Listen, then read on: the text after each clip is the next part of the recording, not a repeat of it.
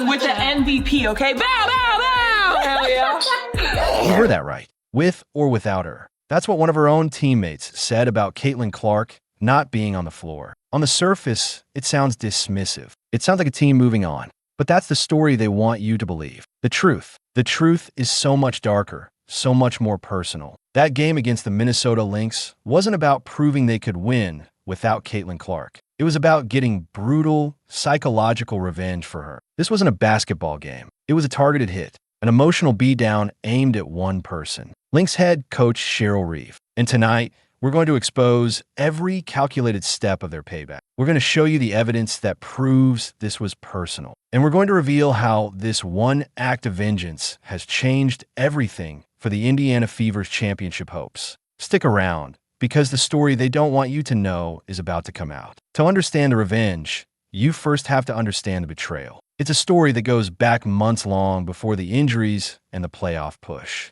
It's about the 2024 Olympic roster. Cheryl Reeve was a key voice in the decision to leave Caitlin Clark, the single biggest star in the sport, off the team. They talked about chemistry, about experience, but everyone knew what it was. It was a message from the old guard, a political power play, and Caitlin and her teammates. They never forgot it. That snub wasn't just a professional slight. It was a personal attack on the player who was changing the game. And while that wound was still fresh, the unthinkable happened. A devastating groin injury took Caitlin out. The one thing that had always been a constant, her presence on the court, was gone. Her incredible streak of consecutive games, stretching all the way back through high school and college, was over. And you could feel her pain. Just hours before her team was set to face Cheryl Reeve's Lynx, Caitlin posted a black and white photo on Instagram with 5 simple, heartbreaking words. "I miss this so bad." It was the cry of a warrior forced to watch from the sidelines.